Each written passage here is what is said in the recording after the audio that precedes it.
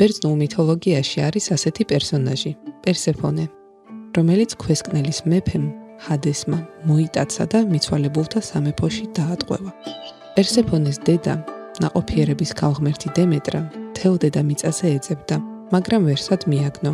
დაჭკნა მოსავალი, გაჩნდა შიმშილი და სიღარიბე, თუმცა პერსეფონე არსად ჩანდა. ღმერთებმა ჰადესს მისი ცოცხალთა სამყაროში დაბრუნება უბრძანეს, მაგრამ ჰადესმა ვერაგ ხერხს მიმართა.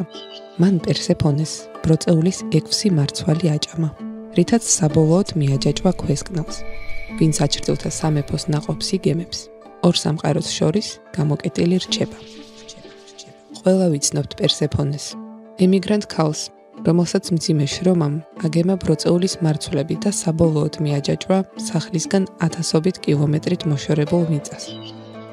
ამ პოდკასტში ვყვები ამბებს ემიგრანტ ქალებზე, რომლებმაც ცხოვრება სხვა ადამიანებს მიუძღვნეს. ქალებზე, რომლებიც უცხო მიწიდან ზრუნავენ საკუთარ ოჯახებზე. მე თამუნა ჩქარეული ვარ. ეს კი პროექტ 64-ის პოდკასტია. ბროწეულის მარცვლები.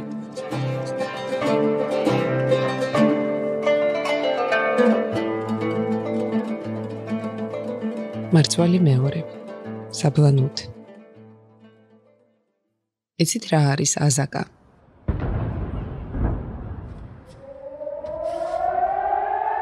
ებრაულად განგაშის სიგნალს ნიშნავს. საჰაერო დარტყმის წინ ჩართულ გამაყრუებელ განგაშს. ხაიფაში, ისრაელის სამხრეთით საპორტო ქალაქში, ქეთევან უშარაული წამოხტა და როგორც იყო, პიჟამოთი გაიქცა თავშესაფრისკენ, როცა აფეთქების ხმა გაიგო. იმდენად ახლოს, გეგონება რაკეტა პირდაპირ სახლის წინ ჩამოვარდა.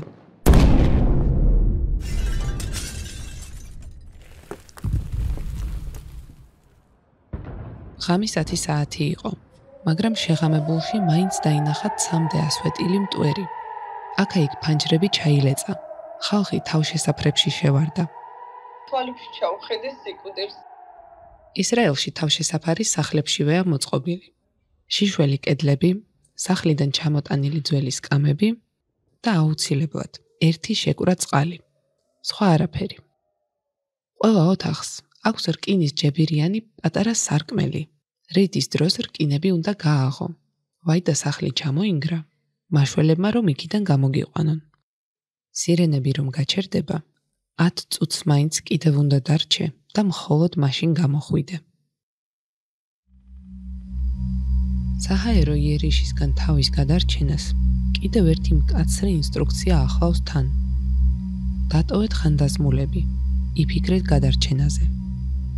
ოღონდ ქეთისთვის, რომელიც მე-7 წელია ისრაელში მოხუცებს უვლის, ეს ყველაზე რთული წესია. ეს მიუხედავად იმისა, რომ მოხუც ქალს, რომელსაც ქეთი უვლის, ალცჰაიმერი აქვს და წამლების ფონზე ღრმა ძილისგან ვერც კი ფხიზლდება. თვალებში უყურებ რა სიკვდილს და თან ბებოსაც რო ტოვებ, რაღაცნაირად მე ვფიქრობ, რომ ვაიმე, ეხლა რო რამე მოხდეს და ბებო აღარ იყოს, რაღა შენი სიცოცხლე.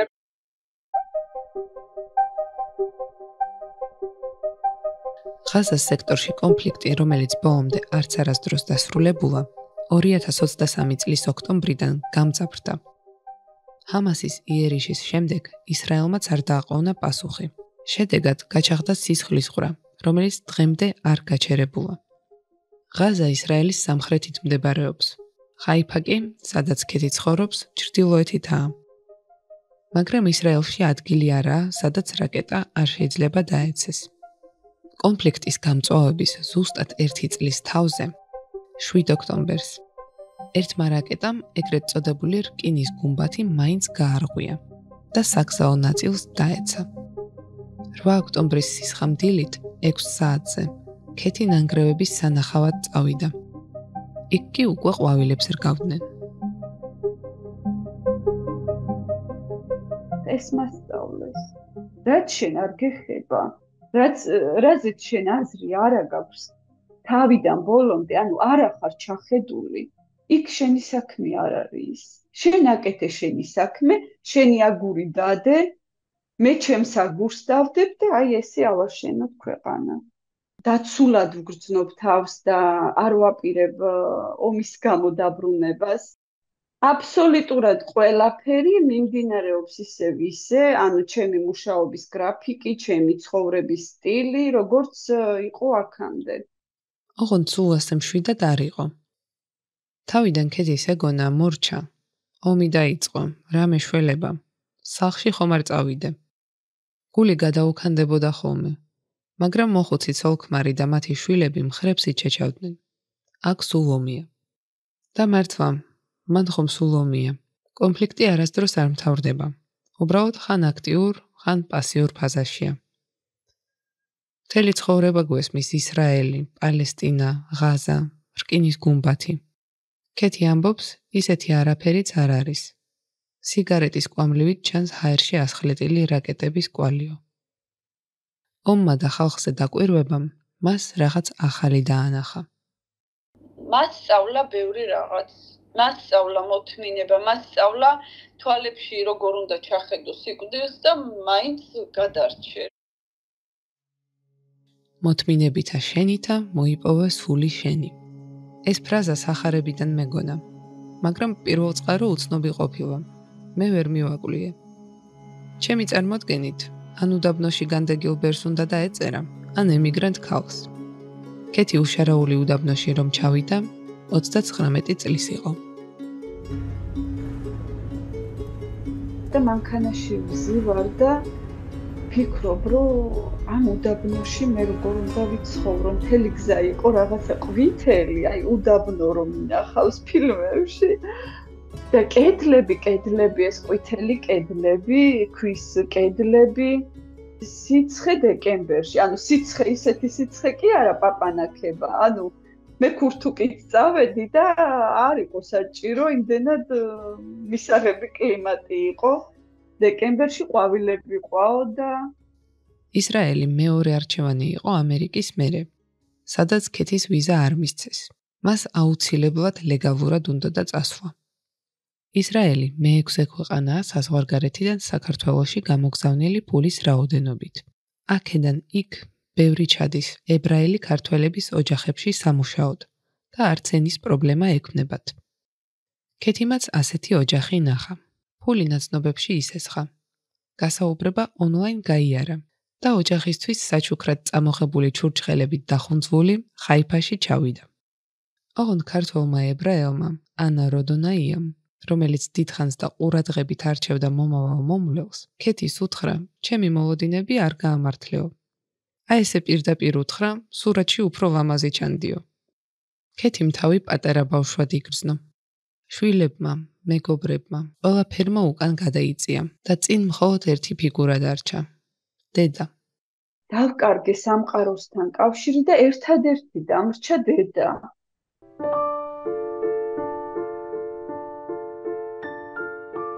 ნანული, მოფერებით ლალა.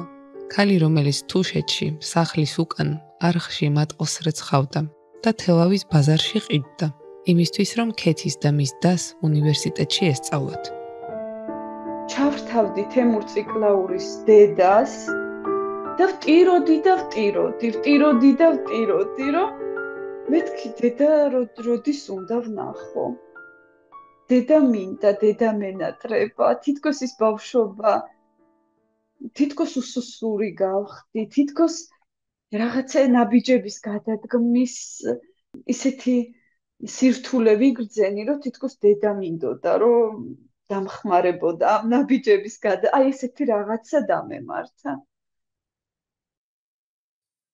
ერთხელაც ბებომ, ანა როდონაიამ, ქეთი დაიშვა და უთხრა, ყური დამიგდე, ჩემს ცხოვრებაზე მოგიყვები და მიხვდები, რომ შენთვის მსუბუქია ეს ყველაფერიო. და მოუყვამ, როგორ ზრდიდა 3 შვილს ქუთაისში და ისრაელში ჩასული, როგორ აუთავებდა სამხედროების პერანგებს 2 ცვლაში, მიყოლებით 16 საათის განმავლობაში, შვილებისთვის განათლება რომ მიეცა. ანა პირდაპირი იყო, ყველაფერს ამბობდა, რასაც ფიქრობდა და სწორედ ამის გამო შეიყვარა ქეთიმ. მოთმინება ისწავლეო. მითხრა და პირველი სიტყვა ეს ვისწავლე ისრაელში, საბლანოთ არის მოთმინება და გააკარიო კედელზეო მითხრა. ეს სიტყვაო, დიდი ასოებითო, შენ საწოლთანო და ყოველ დღე შეხედეო და მოთმინებით მიხვალ იქო, სადაც გინდა მისვლაო.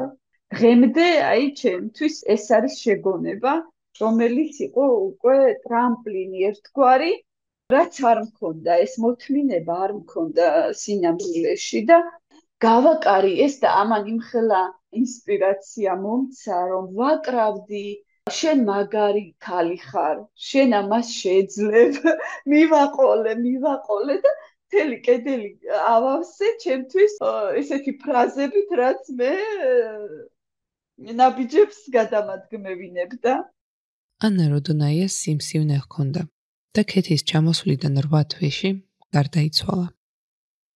ქალმა იცოდა, რომ მალე მოკვდებოდა და ყველა ოჯახის წევრი საწოლთან შემოიკრიბა. შვილები, შვილიშვილები, ასე 12-მდე ადამიანი. ქეთი ამ დროს თავის ოთახში შეიკეტა.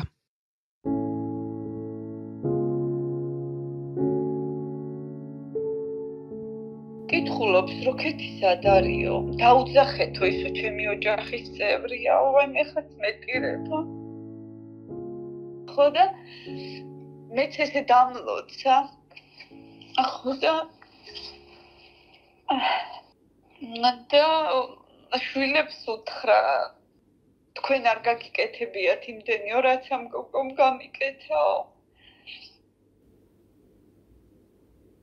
და გიყვარდეთო. და იმ საღამოს გარდაიცვალა.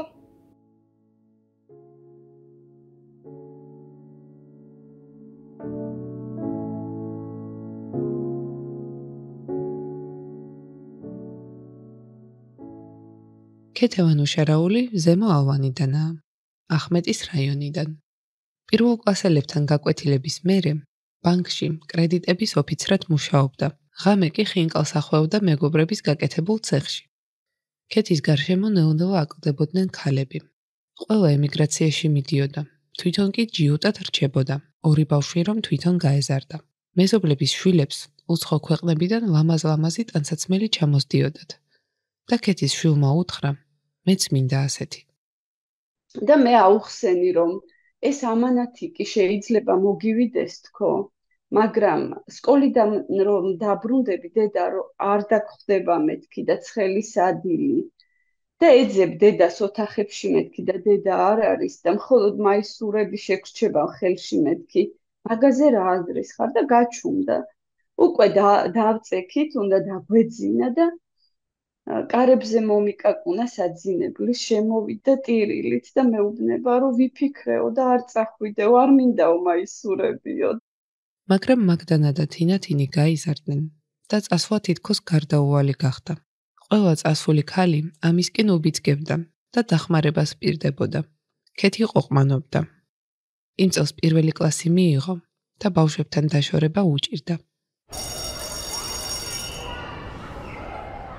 და რა თქმა უნდა ბავშვებს აუხსენი ყველაფერი, რომ მე ვტოვებდი მათ, ოღონდ იმიტომ კი არა, რომ არ მიყვარდნენ, იმიტომ რომ ჩემი შვილები სტუდენტები გახდნენ და ფული სჭირდებოდათ. მეორე დღეს ყველა ბავშვი მოვიდა ჩემს მაგიდასთან და ის ხურდები დამილაგეს, რითაც საჭმელი უნდა ეყიდათ იმ დღეს. მე ჩემს შვილებს ვეუბნებოდი, რომ მეთქი არ მინდა მეთქი, რომ გითხრათ მეთქი, მაგრამ თქვენი დატოვება უფრო არ გამიჭირდა, ვიდრე მაგათი. მათი დატოვება უფრო გამიჭირდა. ერთადერთი, ვინც ბოლომდე წინააღმდეგობას უწევდა, ქეთის ქმარი იყო. ის დრო გამოშვებით მუშაობდა და ამიტომ შემოსავალი ოჯახს არ ყოფნიდა. მაგრამ მაინც იჟინებდა, უნდა დარჩეო და გაუხარდა, როცა ცოლს ამერიკულ ვიზაზე უარი მოუვიდა. ქეთის გადაწყვეტილების არ სჯეროდა. სხვათა შორის ჩემი მეუღლე მეუბნებოდა, რომ შენ დაბრუნდებიო და აი ამ მიწებს გამაყიდინე ვალისთვისო. და მე მქონდა რთული პერიოდიც, როდესაც ჩემს დასჯამრთელობის ჯამრთელობა შეერყა და თითქმის დეპრესიამდე მივედი აქ. და ღმერთო მეთქი ვფიქრობდი, არ დამაბრუნო მეთქი, არ მინდა რომ ჩემს მეუღლეს აი შთაბეჭდილება რაც ჩემზე აქვს, რომ ის დავადასტურო. სუსტი ქალის როლში ყოფნა არ მინდოდა, ესეც ხო აი გამხელა რაღაცა რომ ჩემს თავში აი ჩემი მეორე მეუბნება რომ არა შენ არ უნდა დააბრუნდე, ყველაფერი გააკეთე იმისთვის რომ გააგრძელო ცხოვრება. სუსტი ქალი კი არა, ქეთი ის ქალი იყო, მასწავლებლების სუფრაზე დირექტორს რომ თამადობაში ეცილებოდა. აზრები მოეძალებოდა და სადღეგრძელოში უნდა გამოეხატა. ფილოსოფოსო შემარქვესო ამბობს. ალბათ ფილოსოფიური აზრები მომდიოდა, ეხლა მთლად ეს ხმამაღლა გამომდის, ეხლა მთლად ფილოსოფიური არა, მაგრამ რაღაცა განსხვავებული და რაღაცა ისეთი, რასაც თითქოს ჩემი კლასელები ან ვერ, ან არ უნდათ მიხვედრა. თეთრი ყვავივით ვიყავი, თეთრი ყვავივით. წასვლის წინადღეები აჩქარდა. ქეთის გოგოები სტუდენტობისთვის ემზადებოდნენ. ის კი წასვლისთვის. ერთ დღესაც ქეთი და მისი მეგობარი დალი შაგორიძე ბინას ავაგებდნენ ქეთის სტუდენტი შვილებისთვის. ქალებმა მთელი დღე შრომაში გაატარეს და ბოლოს დაწკრიალებულ სახლში სასადილოდ დასხდნენ. და უკვე რომ ვუთხარი რომ მე უნდა წამოვსულიყავი, მოდიო აი კალმახივით ქალების სადღეგრძელო მინდა დავli ორნი ვსადილობდით.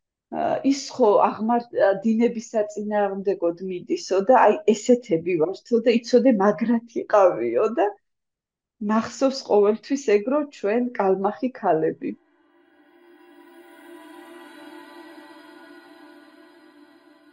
დინების საწინააღმდეგოდ მცურავი ქალი, ისრაელში ჩასული, უდაბნოში აგრძელებს ბუნებისგან მინიშნებების ძებნას. ანა როდონაიას სიკვდილის მერე ქეთის მძიმე ურთიერთობა ჰქონდა შემდეგ მოხუცთან, რომელსაც უვლიდა და დასვენების დროს ხშირად პარკში დაეხეტებოდა. ერთ-ერთი ასეთი ხეტიალის დროს გადააწყდა უცნაურ სანახაობას. მივდივარ და ვფიქრობ, რომ როგორი ფესვებ მოგლეჯილი ხესავით ვარ თქო. და ნეტა საიდან ვიღებ თქო საკვებს თქო, რომ ვდგავარ თქო. თვითონ აი აქ ჩემთან ხო არაფერია და არავი. მივდივარ და აი ესეთი დიდი ლოდებია აქ ადგილ ალაგია და უცებ ვხედავ ამ ლოდზე ამოსულ ხეს. და ეს ფუნჯა ფესვები ჰაერში კიდია. და ვეფერები რომ როგორ იკვებები მეთქი, მიწასთან არ გაქვს მეთქი შეხება, როგორ მეთქი და მეთქი შეყვარებული იქნები ამ ქვასთან მეთქი, ალბათ შენ შეყვარებული ხარ მეთქი, ესე ვეფერები ამ ხეს და თითქოს დამიდასტურა, რომ კიო შეყვარებული ვარო.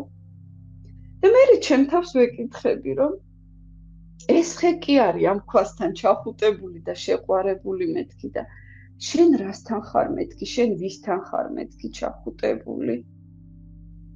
ხო და მე მივხვდი, რომ ჩემს მესთან, ჩემს საკუთარ მესთან ვიყავი ჩახუტებული იმდენად მჭიდროდ. თურმე ისე მაკრიტიკებდა კიდეც, თურმე ისე ძალასაც მაძლევდა, თურმე ისე მამხნევებდა, რომ მანამდე ვერ ვხვდებოდი.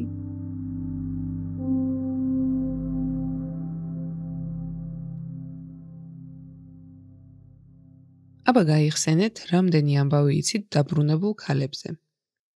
ქეთის ეს წასვლაც უვადო წასვლაა. 7 წელი გადის. უმცროსმა შვილმა უნივერსიტეტი რომ დაამთავრა, ქეთის ორივე გოგო დაქორწინდა. ორივე ქორწილი ქეთიმ გადაიხადა. შემდეგ მანქანა იყიდა. შემდეგ ერთი ბინა, რომელსაც ახლა შვილი აქირავებს და შემოსავალს ასე იღებს. ამასობაში უმცროსი გოგო ამერიკაში გადავიდა, მექსიკით, ოჯახთან ერთად და ტაქსისტად დაიწყო მუშაობა. ქეთიმ კი მეორე ბინა იყიდა და ახლა მის იპოთეკას იხდის. შიგადაშიგ ახლობლებსაც ეხმარება და უამრავჯერ მიმეორებს, არავინ არ იფიქროს სამაგიეროდ რამეს ველოდებოდეო.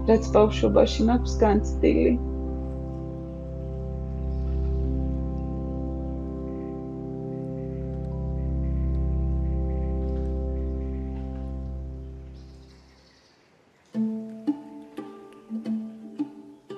პროწეულის მარცვლები პროექტ 64-ის პოდკასტია. მე მისი ავტორი ვარ, თამუნა ჩქარეული. მომდევნო ეპიზოდი ჩემთვის განსაკუთრებით ახლობელია, რადგან ორ ახალგაზრდა ქალს მოусმენთ, ვინც ქვეყანა გარდამტეხ დროს ოპერის პროგრამით დატოვა. ემიგრაციის იმ გამოწვევებზეა, რაც დღეს ყველას უდგას, ვისაც საქართველოს ბედი ოდნავ მაინც აღელვებს. პოდკასტზე მუშაობდნენ რედაქტორები გიორგი გოგუა, იანა ყორბეზაშვილი. ილუსტრაციების ავტორია გვანცა კვანტალიანი. ანიმაცია შექმნა ეკაჩო კიკალიშვილმა. ტექნიკური დახმარებისთვის მადლობას ვუხდი ტატო ჯინჯიხაძეს. ციფრული პლატფორმების მენეჯერია სალომე ძნელაძე. მოგვისმინეთ Spotify-ზე, YouTube-ზე, Apple Podcast-ზე და ნებისმიერ პლატფორმაზე, სადაც პოდკასტებს უსმენთ. გამიზიარეთ თქვენი აზრი და მომწერეთ თუ ემიგრაციაზე საინტერესო ამბავი გაქვთ მოსაყოლი. მე ყველა გამოხმაურებას ვკითხულობ. მომავალ ეპიზოდამდე.